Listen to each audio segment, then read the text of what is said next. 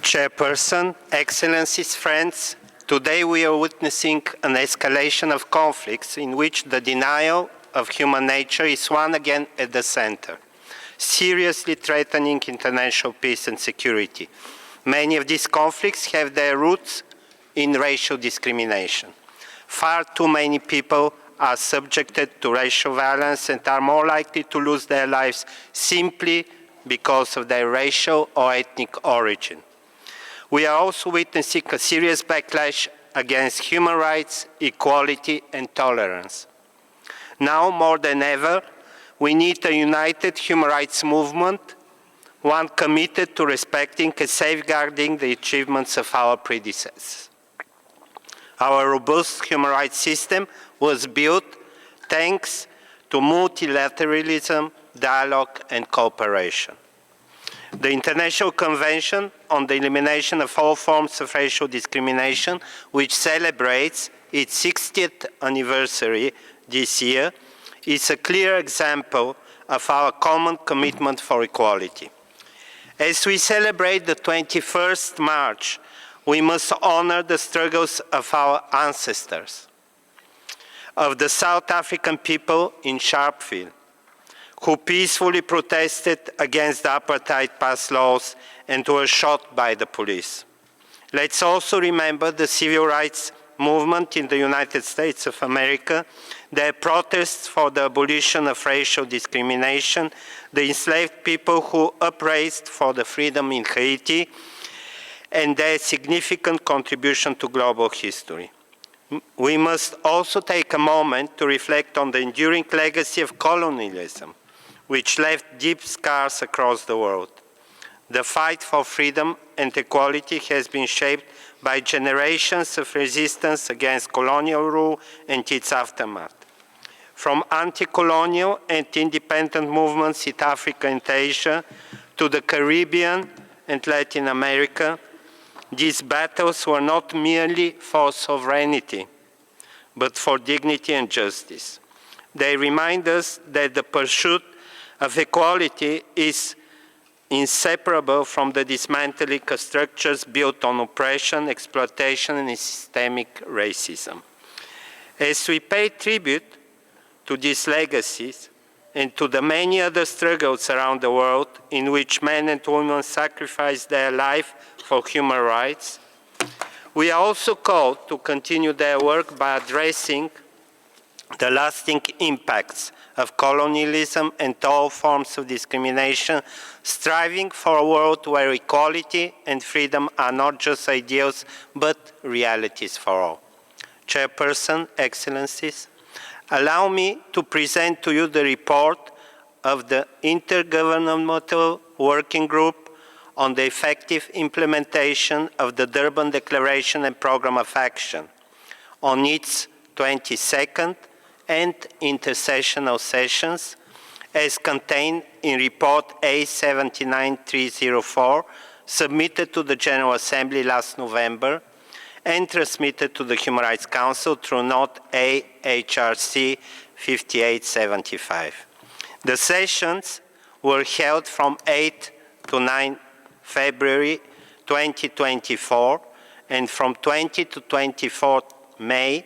2024, with active participation of member states, civil society, United Nations agencies, and human rights experts. These sessions were completely devoted to the elaboration of the draft United Nations Declaration on the respect, protection, and fulfillment of human rights of people of African descent as requested by the General Assembly. I am pleased to report that the Intergovernmental Working Group made significant progress. During our last session in January this year, the Working Group completed its first reading of the draft declaration. This progress would not have been possible without the commitment of Member States, nor without the vigorous and sustained efforts of people of African descent themselves. The deliberation, research, and contribution of the Permanent Forum and the working group of experts on people of African descent have been key to this progress. Thanks to this collective effort, we now have important elements for the draft United Nations Declaration, including a robust preamble with, first, a concern about the pace of progress on reparatory justice and the elimination of all forms of racial discrimination against people of African descent. Second, an urgent call to the international community to take responsibility for and repair human rights violations against people of African descent. Thirdly, the acknowledgement of and regret for the untold suffering and evils inflicted on millions of people of African descent as a result of slavery, the slave trade, the transatlantic slave trade, apartheid, genocide, and past tragedies. Fourthly, the concern that the social, economic, political, and legal structures and practices that were designed by enslavement, colonialism, and successive racially discriminatory policies still persist. And finally, the determination to promote multilateralism and the call for solidarity and closer collaboration within and between states in the fight against all forms of racism. The draft declaration also calls on states to take concrete actions, including to undertake a comprehensive review of domestic legislation with a view to effectively combat direct or indirect discrimination, to pay special attention to multiple forms of discrimination and racist violence, racial profiling, racial stereotyping, and algorithmic bias, to adopt affirmative action policies to remedy disparities and structural disadvantages resulting from historical circumstances affecting people of African descent, including women and girls of African descent, to elaborate national plans of actions to promote diversity, equality, social justice, and the participation of all, to adopt legal measures to combat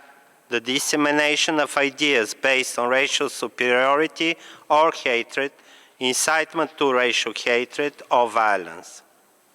to recognize the domestic and international histories and contributions to societies of people of African descent, to ensure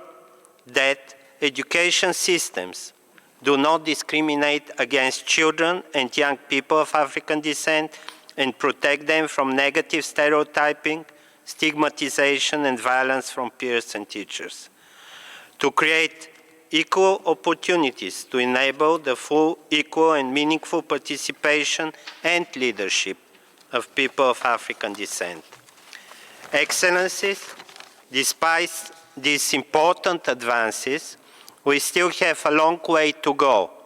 if we are to achieve a declaration that fulfills the aspiration of people of African descent as captured